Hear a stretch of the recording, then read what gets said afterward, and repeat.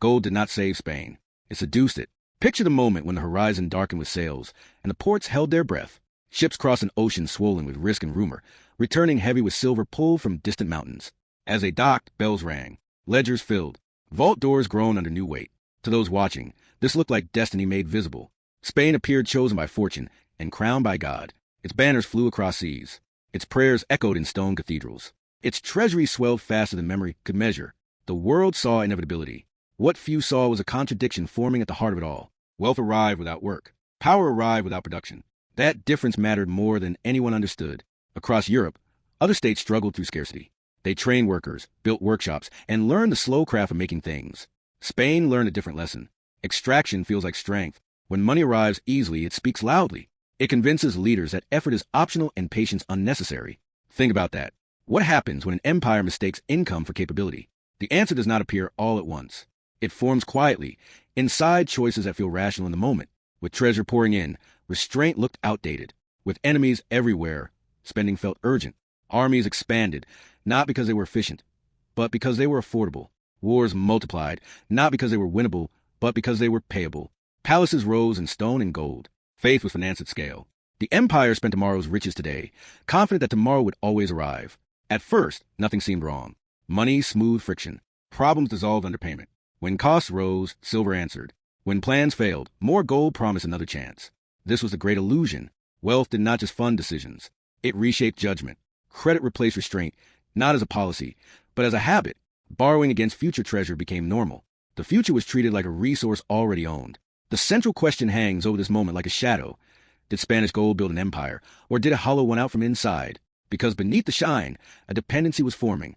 It would quietly reshape priorities, institutions, and power itself. The stakes were enormous. Control of Europe's battlefields. Control of trade routes that stitched continents together. Control of the seas that carried not just goods, but influence. Control of the future. Spain did not lack ambition. It lacked friction. Easy money removed the feedback that forces discipline.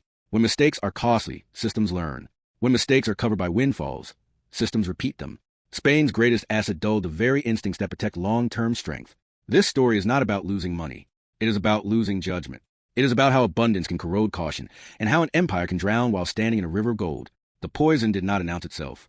It did not arrive as a crisis or a revolt. It seeped into rooms where decisions were made. Councils grew comfortable. Budgets grew elastic. Promises stretched further into the future. Silver did not just fund armies. It funded confidence. That confidence crowded out doubt, and doubt is essential to survival. When every problem seems solvable with payment, strategy shrinks. When credit flows freely, consequences feel distant. Spain learned to reach for money before reaching for reform. It learned to buy solutions instead of building them. Over time, this habit became invisible. It felt natural, even virtuous. After all, why struggle when fortune provided? Outside the palace walls, the effects were harder to see, but no less real. Money moved fast through ports and cities, but it rarely stayed. Foreign goods filled markets. Local crafts lost ground. Skills that once took generations to refine found fewer apprentices. Why compete with imports paid for by silver? The economy began to resemble a corridor rather than a workshop. Wealth passed through hands without leaving foundations behind. The empire looked rich, but its muscles weakened. Production slipped into background. Consumption took center stage. The imbalance did not feel dangerous. It felt modern. Think about the psychology of power at this moment. Spain did not feel reckless. It felt responsible. It had obligations to defend faith, territory, and prestige. Gold made those obligations seem manageable. Each shipment reinforced the belief that the system worked. Each successful payment postponed the need for change. This is how dependency forms. Not through desperation, but through comfort. Not through failure, but through apparent success.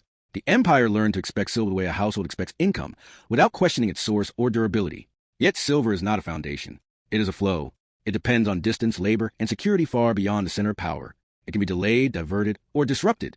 When an empire builds its decisions around a flow it does not fully control, it builds on uncertainty disguised as certainty. Spain's leaders did not ignore this risk. They discounted it. The present felt solid. The future felt guaranteed. And so the empire moved forward with confidence, unaware that it was teaching itself the wrong lessons. This chapter opens with triumph because decline makes sense only in contrast. Spain's rise was real. Its power was not imagined. That is what makes the story dangerous. The empire did not fall because it failed to acquire wealth. It fell because wealth rewired its sense of cause and effect. Gold changed what leaders believed mattered. It changed how time was valued.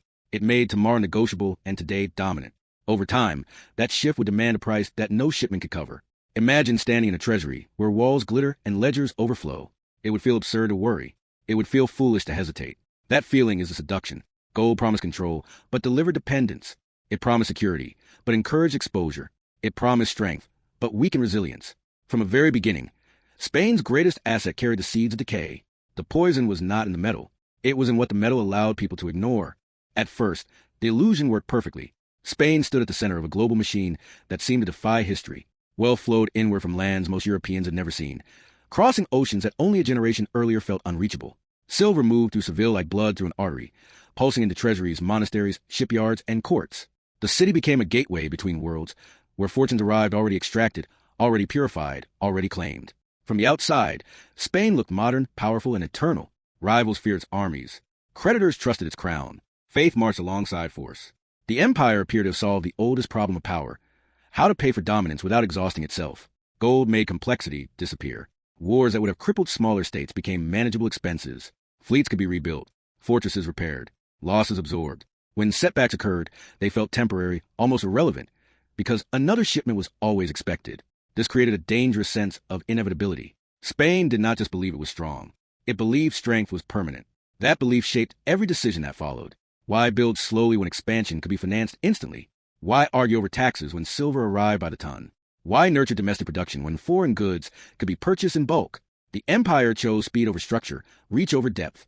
Cities expanded under this logic. Churches rose with gilded altars and towering facades. Administrative offices multiplied. The state grew louder, larger, and more visible. Power was performed in public, reinforced by spectacle and spending. To the average observer, this was proof of success. Money was moving. Projects were being completed. Authority felt present everywhere. Yet beneath the surface, the economy was changing shape. Spain increasingly imported what it consumed. Tools, textiles, weapons, and everyday goods floating from abroad, paid for with silver that passed quickly through Spanish hands. Local industries struggled to compete with cheaper, imported alternatives. Skills eroded quietly, not through collapse, but through neglect. This was the illusion, at its most convincing. The empire looked unstoppable precisely because it did not need to produce much of what it used. Production was outsourced to others who were hungry for silver and willing to build capacity to earn it. Spain became the customer of Europe. Money flowed out as quickly as it flowed in. The economy resembled a hallway rather than a home. Wealth passed through without settling. Think about that. A powerful state that consumes more than it creates must constantly feed the gap. As long as silver arrived, the gap stayed hidden. When it did not, the weakness would be impossible to ignore. The leadership did not see this as a problem. It saw it as efficiency. Why waste time and effort developing industries when global trade could deliver results faster? This logic felt modern, even enlightened. Spain was plugged into the world. It could buy what it needed and focus its energy on power, faith, and war. But trade without production is leverage without balance. Over time, Spain's bargaining position weakened. Suppliers gained influence. Prices rose. Silver bought less with each passing decade. The empire paid more to get the same goods, and it did so without building alternatives. Meanwhile, the scale of commitment kept growing. Military campaigns spread across Europe and beyond. Each conflict added new obligations. Garrisons needed pay. Ships needed crews. Allies expected support. Enemies demanded response. These were not optional expenses. They were the cost of being an empire. Gold made them feel sustainable. It turned long-term strain into short-term convenience. Instead of choosing between priorities, Spain funded all of them. Instead of reforming systems, it expanded them. The empire did not lack awareness. It lacked pressure. Without pressure, there was no urgency to change. Credit reinforced the illusion. Lenders across Europe trusted the crown because they trusted the silver. Loans were extended against future shipments, often before those shipments even left distant shores. Debt became a bridge between expectation and reality. As long as confidence held, the system functioned. Defaults were rare at first, and when they happened, they were treated as technical setbacks rather than warnings. Each recovery reinforced belief. The empire survived storms before. It would survive them again. That confidence was contagious. It spread from bankers to generals to administrators. Everyone assumed the flow would continue. Inside Spain, the social effects were subtle but profound. Easy money reshaped incentives. Careers gravitated toward administration, church, and court. These were places where silver accumulated and decisions were made. Productive labor lost status. Manufacturing became less attractive when imports undercut prices. Over time, fewer people learned how to make, repair, or innovate. The economy tilted toward distribution rather than creation. Money rewarded proximity to power more than skill. This was not corruption in the narrow sense. It was alignment. The system rewarded those closest to flow. Imagine a household that wins the lottery every year and never learns to budget. Bills are paid. Luxuries accumulate. Savings feel unnecessary. When costs rise, spending adjusts upward. The household looks prosperous, even admired. But beneath that comfort, habits form that depend on continued windfalls. Spain at its peak resembled that household. Wealth masked weakness. Gold hid inefficiency. The empire grew accustomed to living above what it produced because someone else always paid the difference. As long as the lottery continued, the illusion held.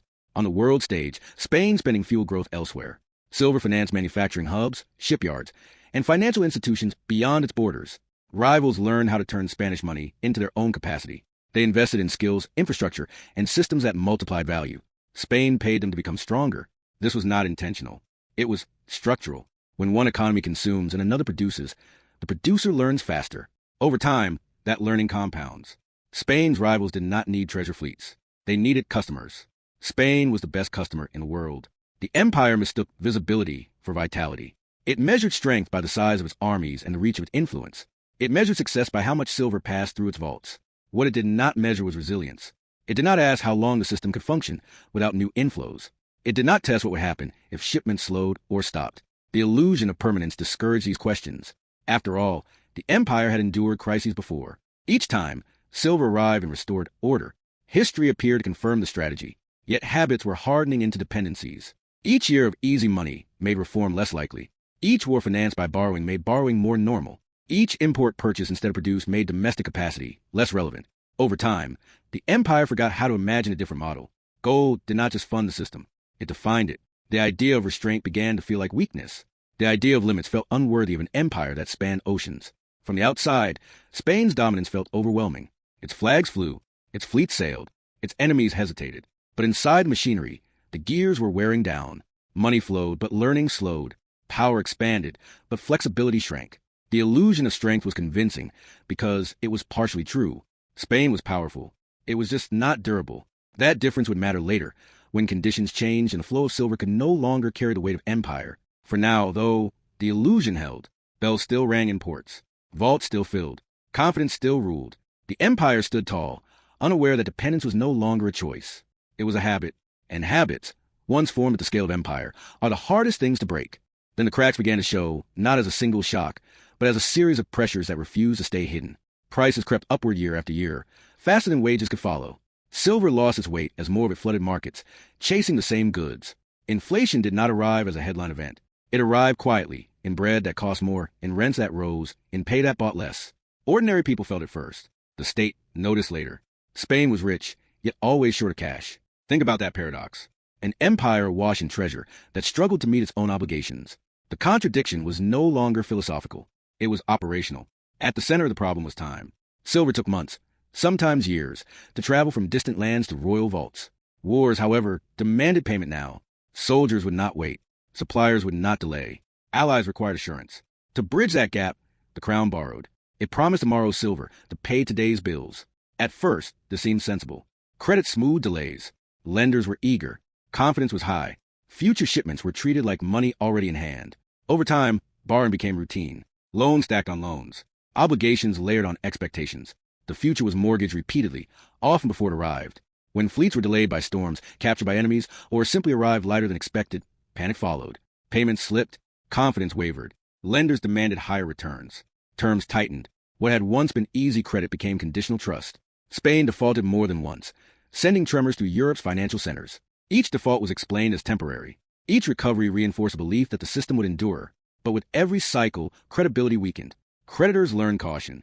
Borrowing grew more expensive. Servicing debt consumed more of each new shipment.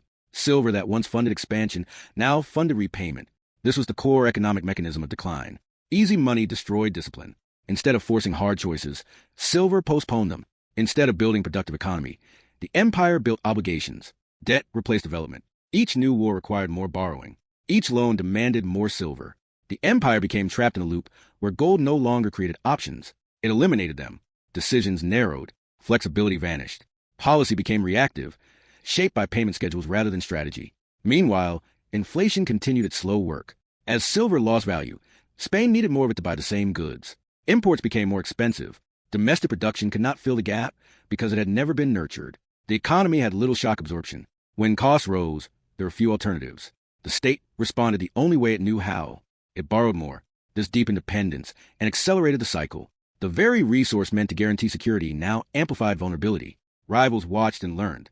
They did not have Spain's silver, but they had its money. They invested it. Manufacturing expanded. Trade networks deepened. Financial systems matured. These states learned how to turn payment into capacity. They built industries that produced value again and again. Spain paid them to do it. Spanish silver financed the rise of competitors who no longer needed Spanish silver to survive. Over time, the balance shifted. Spain's influence relied increasingly on spending. Its rivals relied on production. The turning point was not a single defeat or disaster. It was exhaustion. Economic exhaustion from constant borrowing. Institutional exhaustion from managing crises instead of reforming systems. Psychological exhaustion from pretending the model still worked. Leaders knew something was wrong, but change felt risky. Reform threatened interests built around distribution and privilege. Cutting spending threatened prestige and power. The empire chose continuity over correction. It hoped that the next shipment would buy more time. Confidence eroded unevenly. Inside Spain, people sensed strain but lacked leverage. Abroad, lenders recalculated risk. Military commitments became harder to sustain. Campaigns dragged on without decisive results. Each delay cost money. Each delay required borrowing. The empire's strategic horizon shrank. It began to think in terms of months instead of decades. Survival replaced ambition. The flow of silver no longer inspired confidence. It inspired relief. When money stopped solving problems, it exposes them. Spain faced weaknesses it had long ignored. Administrative inefficiency became costly. Dependence on imports became dangerous. Debt limited choice. The empire had resources, but no room to maneuver. It could not easily raise taxes without unrest. It could not easily cut spending without loss of influence. It could not easily rebuild production without time it no longer had. The system had locked itself in. Think about the irony. Spain's gold funded its own constraints. The more it relied on silver, the less capable it became without it. The empire had forgotten how to solve problems through adaptation. It had learned only how to pay them away. When payment lost power, judgment had little left to stand on. By this point, decline was not inevitable, but recovery was unlikely. The habits were too deep, the obligations too heavy, the future too heavily promised. This chapter marks the shift from illusion to reality. The empire still stood. Its banner still flew. But beneath the surface, the engine was overheating. Gold had done its work. It had built an empire and taught it the wrong lessons. What followed would not be sudden collapse, but something more unsettling. A long, uneven reckoning, where power lingered after flexibility died. The collapse did not arrive as a dramatic fall. There was no single year when Spain simply stopped being an empire. Instead, decline unfolded slowly, unevenly, and painfully human. Cities that had once thrived on imperial spending began to contract. Workshops closed. Ports grew quieter. Soldiers waited longer for pay, sometimes receiving promises instead of coins. The state still commanded loyalty, but it struggled to reward it. Creditors gained influence where generals once ruled. Financial negotiations began to matter as much as military ones. Spain remained proud, but was no longer decisive. Power lingered, yet control slipped. Gold still arrived, but it no longer commanded obedience or respect. Shipments were smaller relative to needs. Much of the silver never stayed. It passed directly into the hands of creditors, suppliers, and allies. The empire functioned as a clearinghouse for obligations. What once felt like wealth now felt like transit. Money moved, but it did not accumulate. Each arrival brought relief, not confidence. The state had become dependent not just on silver, but on the timing of silver. Delays triggered crisis. Shortfalls forced emergency measures. Policy was shaped by anxiety rather than vision. This shift changed how power worked. Military strength became harder to project. Campaigns were constrained by budgets rather than strategy. Allies sensed hesitation. Enemies sensed opportunity. Spain could still fight, but it could no longer dominate outcomes. Influence required sustained pressure, and pressure required resources that could be relied upon.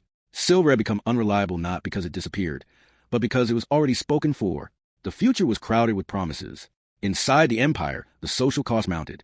Communities built around imperial spending struggled to adapt. Skills that faded could not be quickly rebuilt. Productive capacity takes time. Spain did not have time.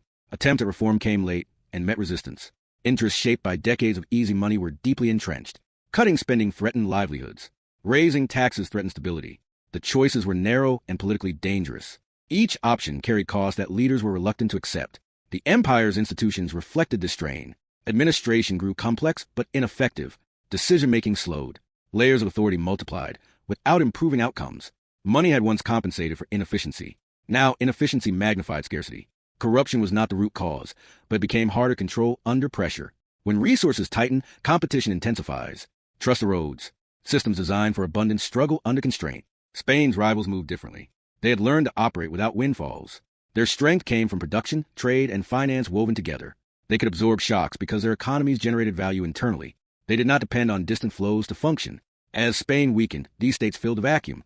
Influence shifted not through conquest alone, but through reliability. Partners preferred stability to spectacle.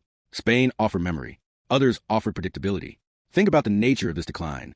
It was not dramatic, but it was decisive. Spain did not collapse because it lost resources. It collapsed because it lost adaptability. When conditions changed, it could not change with them. The empire had optimized itself for a world of constant inflow. When that world faded, the system had no alternative mode. Gold had taught Spain how to expand, but not how to adjust. The lesson extends beyond one empire and one era. Extraction without production creates fragility, not strength. Windfall wealth can accelerate growth, but it also distorts priorities. It rewards consumption over capacity.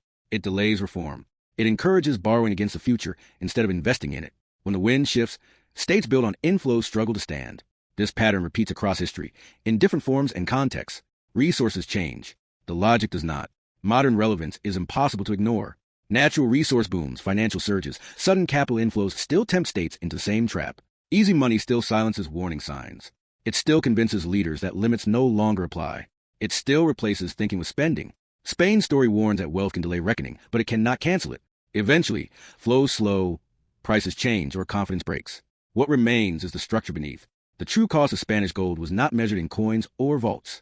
It was measured in missed alternatives, in factories never built, in skills never passed down, in systems never modernized because payment felt easier than change. The empire lost not just money but time, and time is the one resource that cannot be imported or borrowed. By the time Spain recognized the depth of its dependence, recovery required more patience than the system could sustain. In the end, Spain did not fall because it lacked wealth. It fell because wealth replaced judgment. Money became a substitute for strategy, and strategy atrophied. Gold made the empire powerful, but it also made it complacent. It removed the pressure that forces adaptation. That is the most dangerous poison of all. Not scarcity, but comfort. Not loss, but excess. History remembers Spain for its grandeur, its fleets, and its faith. Less remembered is the quiet mechanism that undermined it. The belief that money alone could secure the future. That belief still echoes today in boardrooms and capitals far removed from silver fleets and ocean crossings. The lesson remains sharp. Power that is not renewed through production, and discipline does not disappear overnight. It fades. Slowly. Expensively. Inevitably. If you value stories that uncover the hidden economic forces behind power and collapse, subscribe to the channel. And if the story reshaped how you think about wealth and strength, share it with someone who should hear it.